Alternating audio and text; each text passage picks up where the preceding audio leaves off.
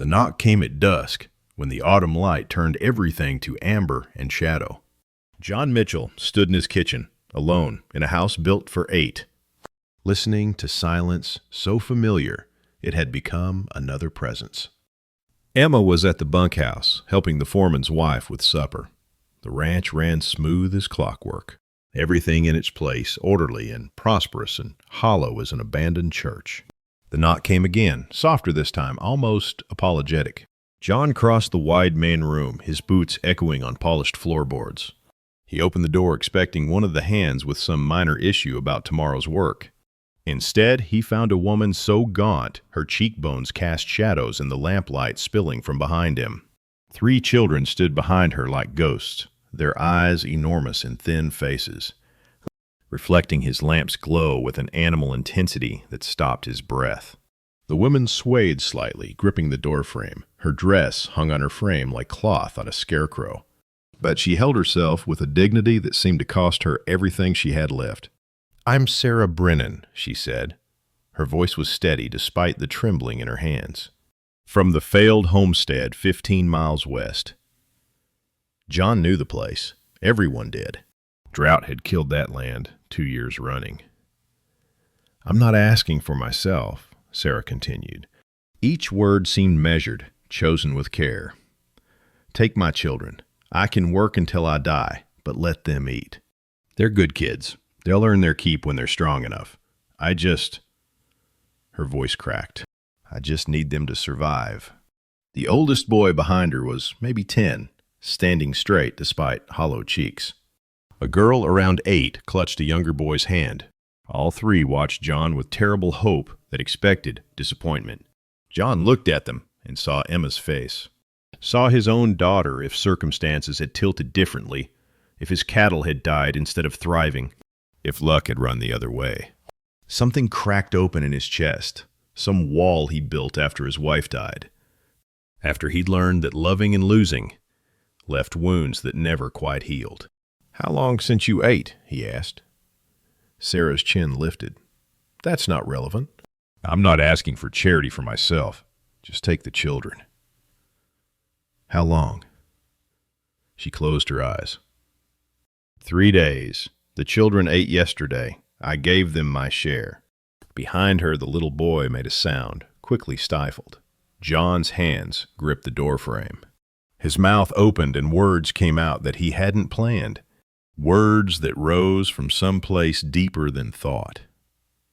"Come inside," he said. "All of you." Sarah shook her head, still gripping the doorframe. "You don't understand." "I'm not asking for—" "I understand perfectly," John said. His voice came out rougher than he intended. "Come inside before you fall down." He stepped back, holding the door wide. The lamplight poured out into the gathering dark, and the children moved forward instinctively, toward warmth and light. Sarah followed because she had no choice, her youngest already crossing the threshold.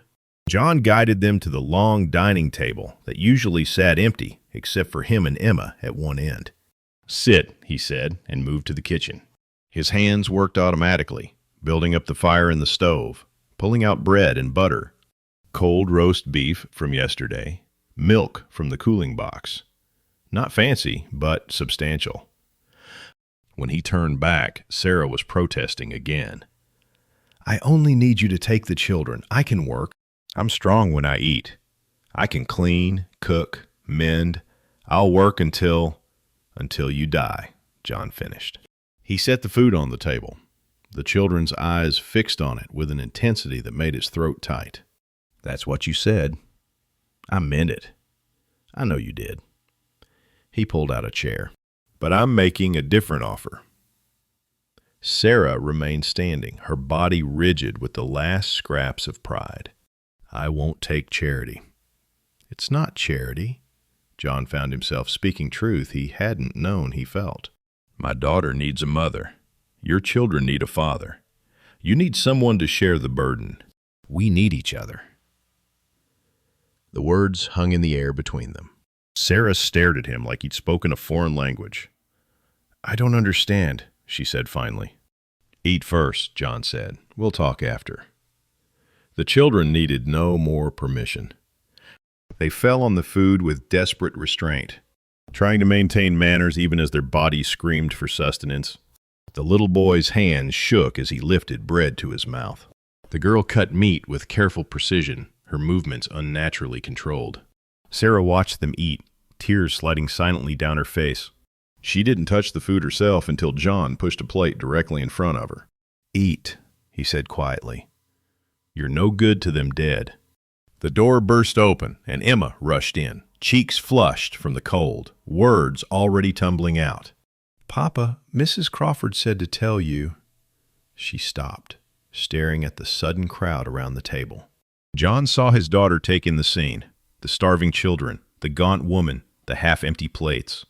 Emma's face transformed, opening with uncomplicated joy that made John's heart ache. "Oh," Emma breathed. "Are you staying for supper?" The older boy glanced at his mother. Sarah's hands trembled around her fork. "They're staying," John said, watching his daughter's face light up like dawn breaking. "They're staying as long as they need." Emma beamed at the girl beside her. "I'm Emma. I'm 12. Do you want to see my room after? I have books." The girl nodded, speechless, still chewing carefully. John met Sarah's eyes across the table. She looked terrified and grateful and too exhausted to argue anymore. He nodded once, a promise he didn't quite understand yet, but meant with everything in him. Outside, full darkness had fallen. Inside, his table was crowded for the first time in 3 years, and the sound of children's voices filled spaces he'd forgotten were empty. Sarah lay awake in the guest room, her youngest son curled against her side, his breathing finally deep and even. Through the wall, she could hear the older children settling in the bunkhouse loft where John had made space for the boys. The bed was soft, the quilts clean and thick. The room smelled of lavender and beeswax. Everything felt unreal, like a dream she'd wake from to find herself back in the cold dugout, watching her children waste away. She'd been widowed 2 years. Thomas had been a good man, a dreamer who'd believed the frontier would offer them a fresh start. The drought had proven him wrong. She'd sold everything after he died, furniture, tools, even his pocket watch. It wasn't enough. The land gave nothing. Her children grew thinner. Finally, she'd faced the choice that no mother should face: watch them die slowly, or surrender them to life. Pride had almost killed them all. The thought made her throat tight. She'd held out too long, worked too hard, refused to ask for help until there was nothing left to give. Some strength, she thought bitterly, some independence, but they'd eaten tonight. Her children had eaten until their bellies were full. That was worth any shame. Through the window, she saw the sky beginning to lighten. Dawn came early this time of year, though sunrise would take longer. She should get up, start earning their keep, prove she could be useful. Her body protested the thought.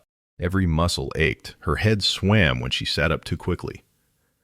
Footsteps in the hall, light and quick. Not John's heavy tread. Sarah eased out of bed and cracked the door. Emma stood there in a nightgown, her brown hair in a long braid, carrying an armful of dresses. She jumped slightly when she saw Sarah. "Oh, you're awake. I was going to leave these for Lucy." She held up the dresses. "I'm too tall for them now, but they should fit her. And I have books she can read if she wants." "Can she read?" "I could teach her if she can't. I mean, if you're staying long enough." "Are you?" The girl's face was so open, so eager, that Sarah felt something crack inside her chest. "I don't know," Sarah said honestly. Emma's face fell slightly, then brightened again with determined optimism. "Well, you're here now. That's what matters." Papa's making breakfast. He cooks okay for a man. Not as good as Mrs. Crawford, but better than the hands. "Do you cook?" "Not that you have to." "I just meant—" "I cook," Sarah said, her voice rough. "I should help." "You should rest," Emma said firmly. "You look like you've been sick." "Just hungry." "Well, you don't have to be any more." Emma shifted the dresses to one arm and reached out, squeezing Sarah's hand with surprising strength. "I'm really glad you're here. It's been just popping me for a long time.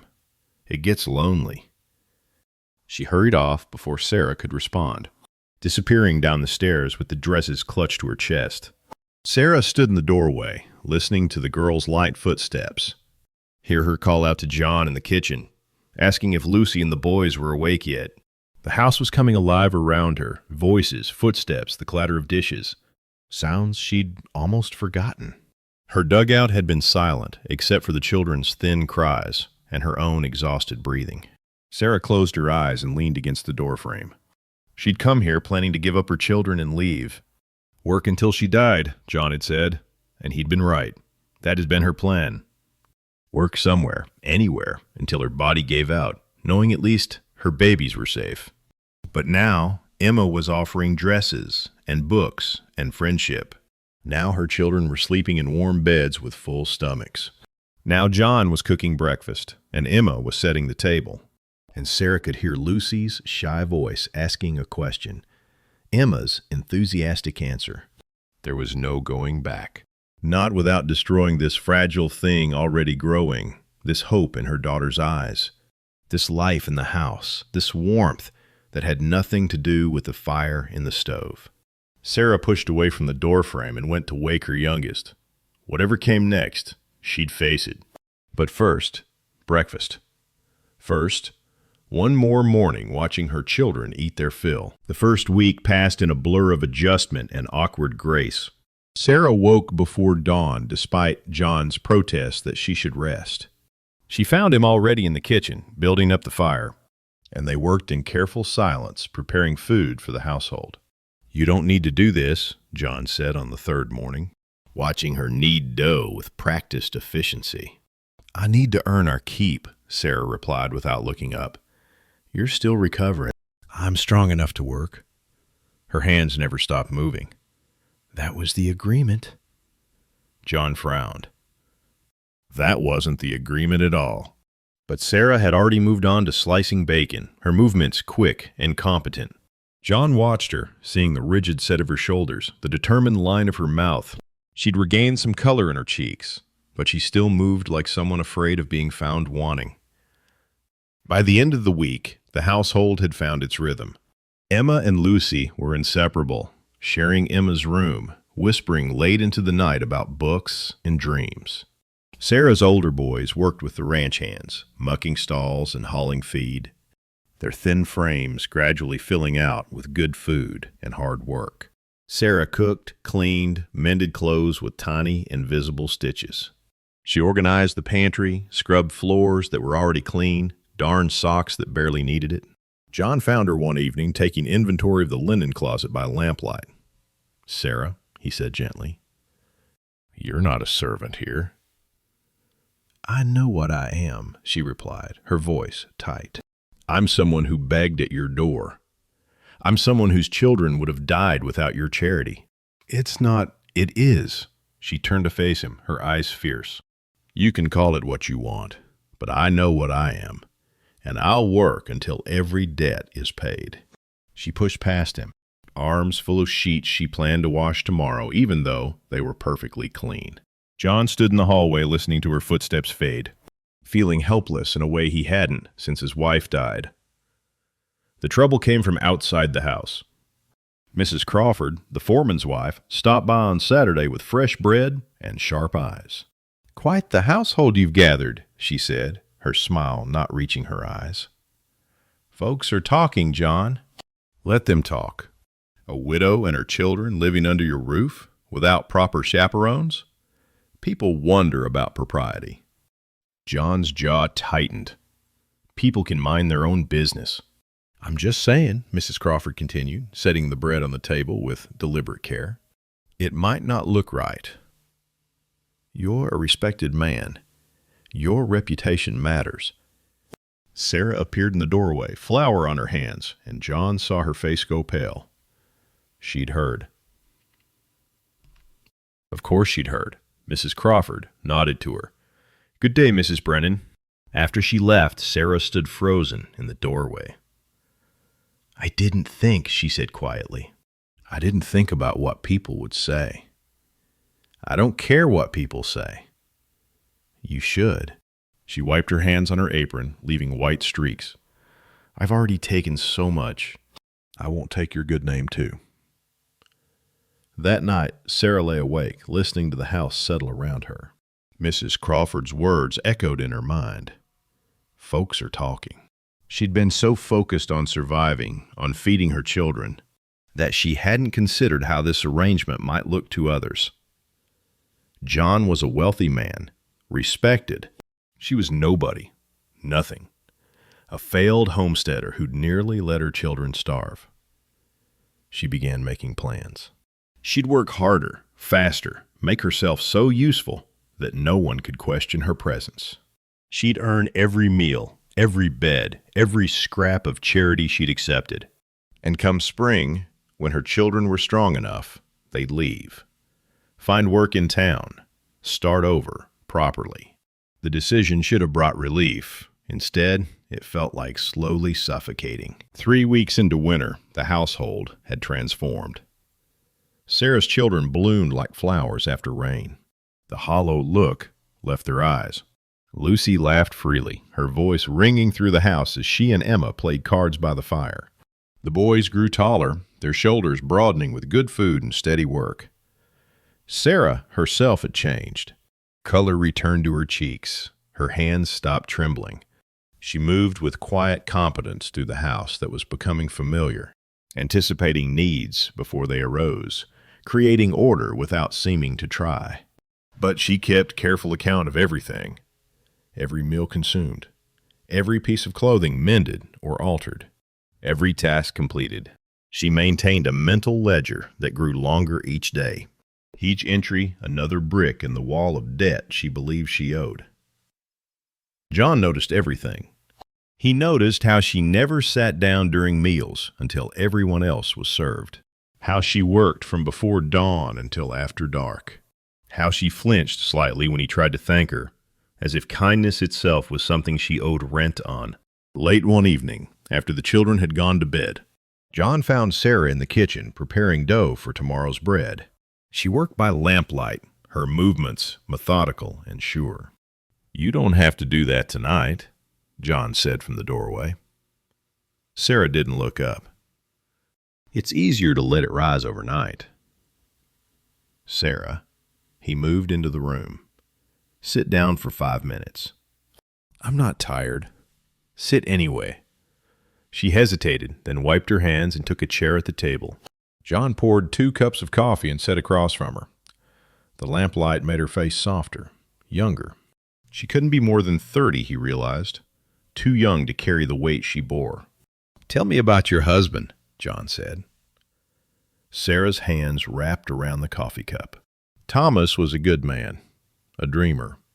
He believed the frontier would give us a better life. She smiled sadly. He was wrong, but he believed it completely. When the drought came, it broke something in him. He died thinking he'd failed us. He didn't fail. The land failed. I tell myself that. She took a sip of coffee. But I wonder if I could have done more. Accepted help sooner. Swallowed my pride before it was too late. You did what you thought was right. I nearly killed my children with what I thought was right. Her voice was hard. Pride's a luxury when you're starving. They sat in comfortable silence for a moment. Then Sarah asked, Your wife? John's hands tightened on his cup. Died giving birth to Emma. The baby died too, a son. Emma never knew her mother, and I've been trying to be both parents ever since. I built this ranch into something prosperous. Gave Emma everything she needed. Except... He paused. Except what? Except warmth, life. She had food and shelter and education, but the house was always too quiet. I was always too distant. I didn't know how to be what she needed. He met Sarah's eyes. Then you arrived, and Emma came alive in ways I'd never seen. She laughs now, really laughs, because of your Lucy. Sarah looked away. I'm glad our presence helps her. It's more than that. John leaned forward. These past weeks have been the best since my wife died. Not despite you being here, but because of it. Your children bring life to this place. You bring, he struggled for words, you make it feel like a home instead of just a house. I'm glad I can repay. Stop. John's voice was gentle but firm. Stop thinking of it as debt. You're not repaying anything. We're helping each other. That's what people do. Sarah's eyes glistened. I don't know how to accept that. You don't have to know. Just stay. Just let it be enough that we're better together. Outside, the first real snow of winter began to fall. Sarah watched it through the window, each flake catching lamplight before vanishing into darkness. Something in her chest loosened slightly, some knot of tension easing just enough to let her breathe deeper. Emma taught Lucy to read chapter books, Sarah said softly. Lucy's never had anyone to read with before. She's so happy. Emma's never had a sister before. She's happy too. They finished their coffee in silence. But it was a different kind of silence than the careful distance of the first weeks. When Sarah finally went to bed, she lay awake, listening to the wind and snow. And for the first time since arriving, she let herself imagine staying past spring. The thought terrified her. But it also felt like the first warm day after a long winter. The heavy snow came in January, closing the mountain passes and locking them in. The household settled into deep winter rhythms, lessons by the fire, stories before bed, the constant work of keeping a ranch running through cold and storm. Sarah woke early on a Tuesday morning with her mind made up. She'd been awake half the night doing calculations. Her children were healthy now, strong. They'd eaten well for 2 months. The debt, she decided, was repaid as much as it could be. Come spring, they'd leave. She announced it at breakfast, her voice steady despite the trembling in her hands. I wanted to thank you, Sarah said as everyone gathered around the table. You've been incredibly generous. But I've regained my strength, and the children are healthy. Come spring, we'll find work in town and start over properly. The words fell like stones into still water. Emma's fork clattered to her plate. Lucy's face crumpled. The boys stared at their mother in confusion. Ma, her oldest said quietly, I thought... We've imposed long enough, Sarah continued, looking at her plate. I never meant for this to be permanent. You've given us time to recover. Now we need to stand on our own. Emma pushed back from the table and ran from the room. Her footsteps pounded up the stairs. A door slammed. John sat frozen, his coffee halfway to his lips. His face had gone carefully blank in the way that meant he was feeling everything and showing nothing. I see, he said finally. I'm grateful, Sarah said, her voice tight. More than I can say. But we can't keep taking advantage of your kindness. Taking advantage? John's voice was flat. Is that what you think you've been doing? I think I've been accepting charity I can never fully repay. I told you it wasn't charity. You were being kind. Sarah forced herself to meet his eyes. But the truth is, we've been a burden. Mouths to feed, work to create. Mrs. Crawford was right. People talk. I won't damage your reputation any further. John set down his cup with controlled precision. If you want to leave, that's your choice, but don't pretend it's for my sake. He stood and walked out, his breakfast untouched. Sarah heard the front door close, heard his boots on the porch, then silence. Lucy was crying quietly. Sarah's youngest son looked confused. The older boys sat rigid, their faces closed. Eat your breakfast, Sarah said, her voice shaking. We have work to do. But no one ate. After a moment, Lucy fled to find Emma. The boys excused themselves to the barn. Sarah sat alone at the crowded table, surrounded by half-full plates and the wreckage of the life she'd just destroyed. She spent the day packing their few belongings with mechanical efficiency. The children moved through the house like ghosts, subdued and grieving. Emma wouldn't come out of her room. Lucy sat outside the door, talking to her through the wood, both girls crying. That evening, Sarah made supper, but no one came to eat. She sat alone in the kitchen, listening to the sounds of the household falling apart around her. Upstairs, Emma sobbed. In the barn, John stayed late doing unnecessary work. The boys whispered in the bunkhouse. Lucy curled up in her bed in Emma's room, her face buried in a pillow. Sarah had thought leaving would be clean. A simple break, practical and necessary. Instead, it felt like slowly bleeding out. Her oldest son found her after dark, sitting in the kitchen in the dark. "Ma," he said quietly, "do we have to go? I like it here." Sarah's voice was firm despite the tears on her face. "We don't take charity, son. We stand on our own." "But Papa John said it wasn't charity." "He said we need each other." He was being kind. Her son looked at her for a long moment. "No, Ma. I think he was being honest. And I think you're scared." He left before she could respond. Sarah sat in the darkness, listening to the wind howl outside, and finally admitted to herself that he was right. She was terrified. Terrified of being a burden, of being unwanted, of accepting something that felt too good to be real. Terrified that if she let herself belong here, it would be ripped away and the loss would destroy her. Better to leave now. Better to control the ending than wait for it to come. But the house felt like it was dying around her, and she was the one killing it. John stood in his study, staring at ledgers he couldn't read. The numbers blurred together, meaningless. Outside, the wind drove snow against the windows.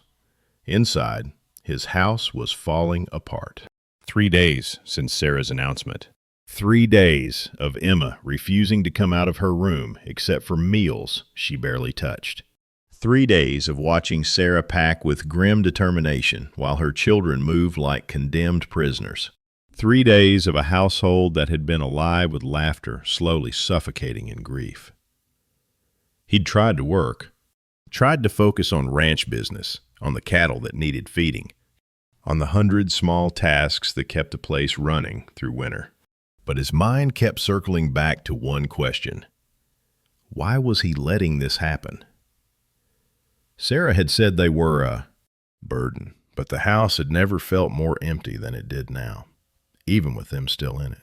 The silence was worse because he remembered what it sounded like when Lucy and Emma giggled over books, when the boys joked with the ranch hands, when Sarah hummed while cooking. The absence of those sounds was deafening. He was lonely. The admission hit him like a physical blow. He'd been lonely for 3 years, ever since his wife died. And he'd told himself he was fine, that Emma was fine, that a prosperous ranch and full bellies were enough. They weren't. They'd never been. The door opened.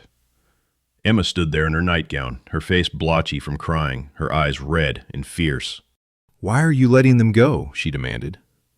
John blinked at his daughter. "It's Sarah's choice." "It's a stupid choice," Emma's voice cracked. "She thinks she's a burden, but she's not. Lucy's my best friend. Her brothers work harder than anyone. And Sarah makes you smile, Papa. You never smile anymore, but you do when she's around. So why are you letting them go?" "Emma, don't you want them here?" His daughter's voice broke completely. "Don't you want Sarah to stay?" The question hung in the air between them. John looked at his 12-year-old daughter and saw the clarity of a child who hadn't yet learned to lie to herself about what mattered. "Yes," he said quietly. "More than I knew it was possible to want anything." "Well, then tell her," Emma's hands clenched into fists. "Tell her you need her to stay. Tell her we all need her. Tell her this is her home." "I can't force her to stay if she doesn't want to." "She does want to," Emma stamped her foot in frustration. "She's just scared, like you were scared when Mama died. You built walls around yourself and forgot how to be happy. Sarah's doing the same thing. Someone has to be brave enough to knock those walls down." After Emma left, John sat alone in his study facing the truth his daughter had named. He'd built walls after his wife died, walls of work and routine and careful emotional distance. They'd kept him safe from pain. They'd also kept him from living. Sarah had arrived, starving and desperate, and she'd knocked down his walls simply by existing, by needing help, by being brave enough to ask for it, even when it cost her everything she thought she was. Now she was building her own walls, brick by brick, calling it independence, calling it dignity, calling it anything except what it really was, fear. He understood fear. He'd lived with it for 3 years. But Emma was right. Someone had to be brave enough to knock down the walls. Someone had to risk rejection and pain in all the 100 ways that opening your heart could destroy you. Sarah had been brave enough to come to his door and beg for help. Now it was his turn. John stood and walked to the window. The storm was passing, leaving crystalline silence behind.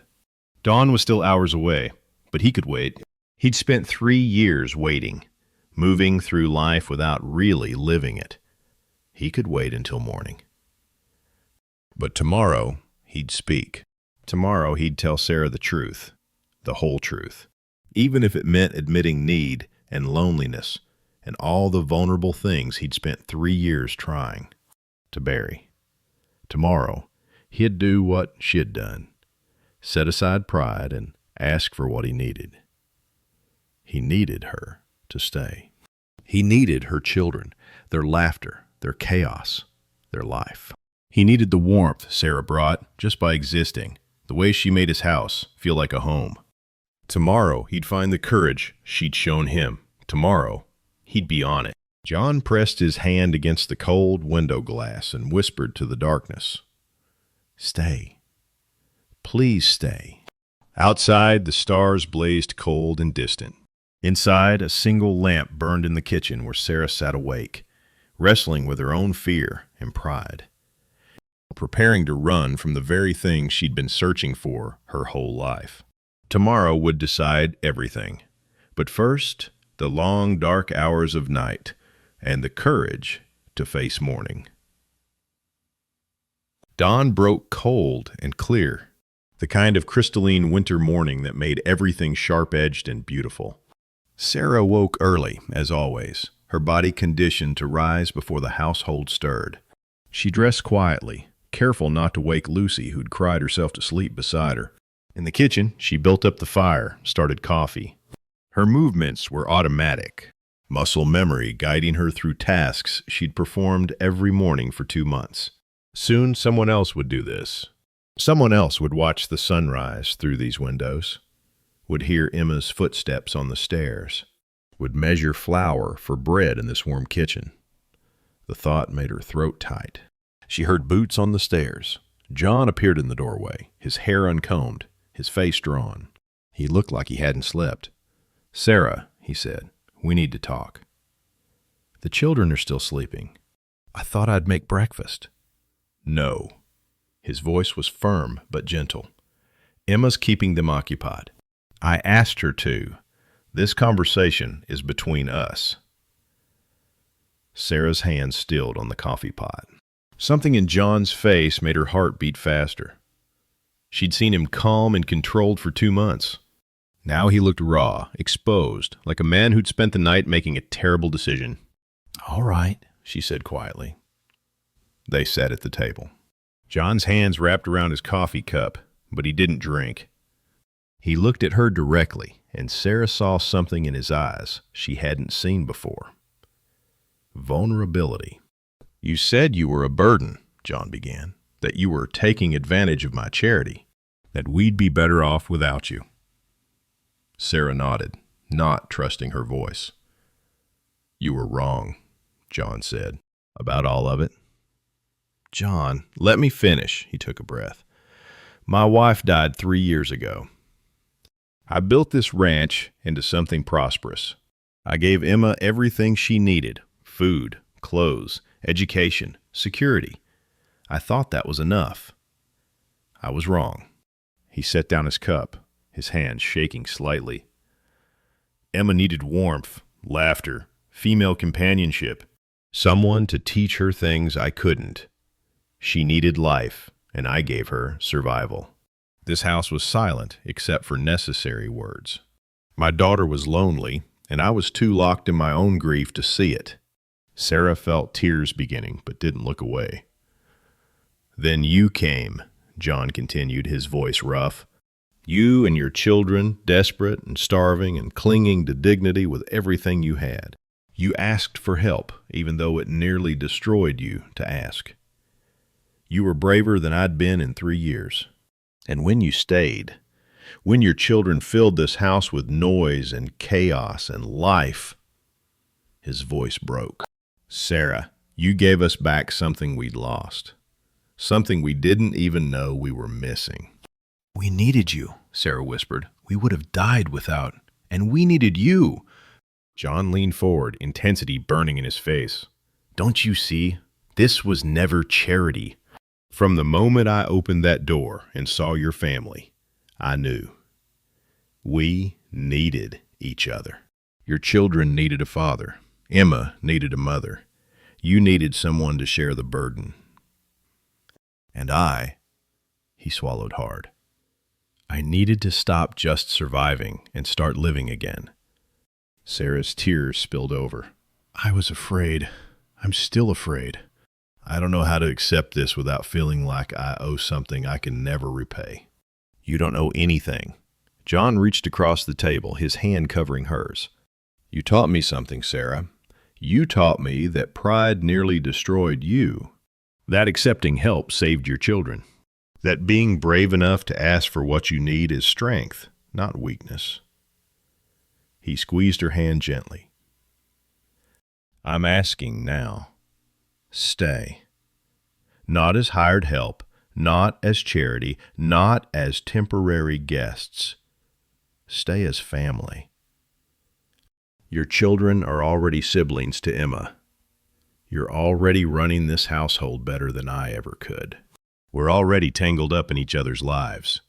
Don't leave because you're scared of accepting something good. I spent 3 years doing that, and it nearly killed everything warm inside me. Sarah couldn't speak. Her throat was too tight, her vision too blurred with tears. Stay, John said again. Please. The kitchen door burst open. Emma stood there with Lucy, and Sarah's 3 boys crowded behind her. All of them trying to look innocent and failing miserably. Were you listening? John asked, not really surprised. Yes, Emma said unapologetically.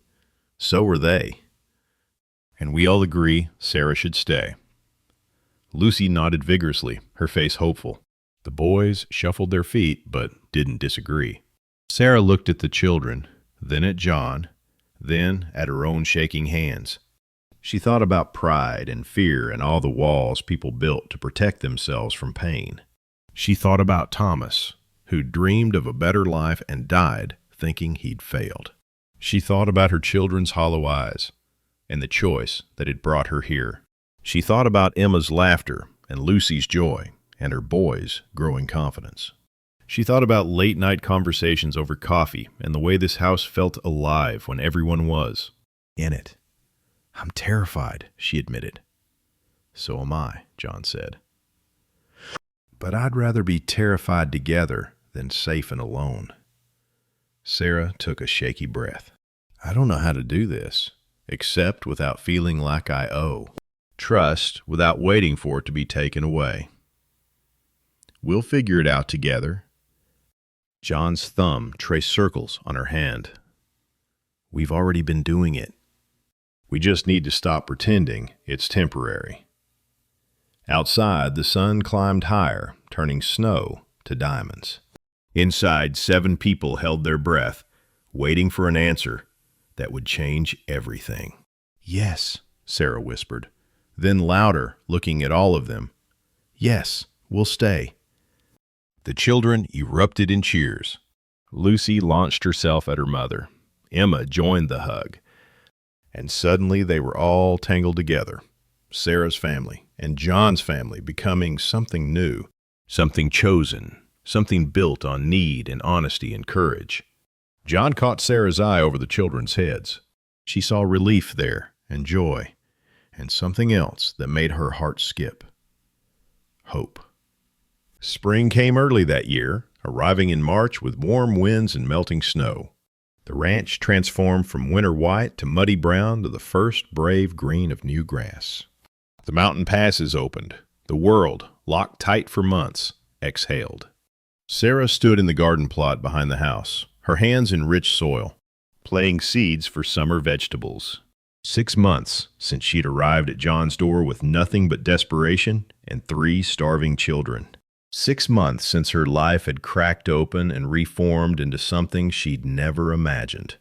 Lucy and Emma worked beside her, chattering about the flowers they'd plant along the fence. The girls were inseparable now, finishing each other's sentences, sharing clothes and secrets and dreams. Sarah watched them and felt her heart squeeze with gratitude so intense it was almost painful. Her boys were with John and the ranch hands, repairing winter damage to the barn. Their voices drifted across the yard, confident, strong, belonging. They called John Papa John, now without self-consciousness. He responded like they'd always been his. The town's initial skepticism had faded as winter wore on and people saw the obvious rightness of the arrangement. Mrs. Crawford had even apologized in her stiff way, admitting that perhaps she'd been too quick to judge. The household ran smoothly, prosperously. More than that, it rang with life. Sarah pressed seeds into earth and thought about how much had changed. She'd arrived believing that independence meant never needing anyone, that strength meant bearing burdens alone. She'd learned instead that true strength meant recognizing when you needed help. That interdependence wasn't weakness, but wisdom. That family wasn't always blood. Sometimes it was who chose to stand together when everything was broken. "Ma," Lucy called. "Emma says we should plant roses by the front door." "Can we?" "We'll need to ask your papa," Sarah said, and felt warmth bloom in her chest at how natural the words felt. John appeared around the corner of the house, his shirt sleeves rolled up, his face tanned from spring sun. He looked younger than he had in winter, the lines around his eyes softer. He caught Sarah's gaze and smiled. "Asking me what?" he said, crossing to the garden. "Roses," Emma said, "by the front door." "To make it pretty." "For our home," Lucy added, then glanced at Sarah uncertainly, still sometimes needing confirmation that this was really permanent. "For our home," John agreed, ruffling Lucy's hair. "Roses sound perfect." That evening they gathered for supper around the long table that was always crowded now, always noisy, always full. Sarah served stew while the children argued good-naturedly about whose turn it was to wash dishes. John poured milk and coffee, orchestrating the chaos with practiced ease. This was what home sounded like, Sarah thought. Not silence or careful politeness, but laughter and arguments and the comfortable noise of people who belonged to each other. After the children scattered, the girls to their homework, and the boys to evening chores, Sarah and John found themselves alone in the kitchen. They worked side by side, washing dishes, their movements synchronized after months of practice. "You're quiet tonight," John said. "Just thinking." Sarah dried a plate carefully. "About how I almost left. How close I came to destroying this because I was too afraid to accept it. But you didn't leave, because you were brave enough to ask me to stay." She set down the plate and turned to face him. "You showed me that admitting need isn't weakness, that asking for help blesses both people, the one who asks and the one who gives."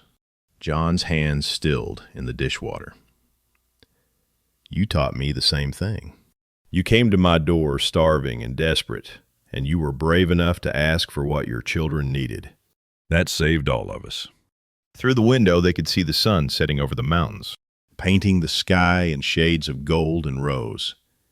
The front door stood open to the warm evening air. Children's laughter drifted from upstairs. The lamp in the window burned welcome. Sarah thought about the woman who'd appeared at this door 6 months ago. Hollow-eyed, defeated, clinging to pride that had nearly killed her. That woman was gone. In her place stood someone who'd learned that accepting help wasn't surrender, but wisdom. That chosen family was as real as blood. That love wasn't something you earned, but something you received and gave in equal measure. "What are you thinking?" John asked softly. "That I'm home," Sarah said. "Really home. Not just living somewhere, but belonging." John pulled her close, and Sarah rested her head against his shoulder, feeling the steady beat of his heart. Outside, spring deepened into evening. Inside, their merged family filled the house with life and warmth and the beautiful chaos of people who'd chosen each other. The door stood open, the lamp burned bright, and in the garden, seeds they'd planted together waited in dark earth, preparing to grow.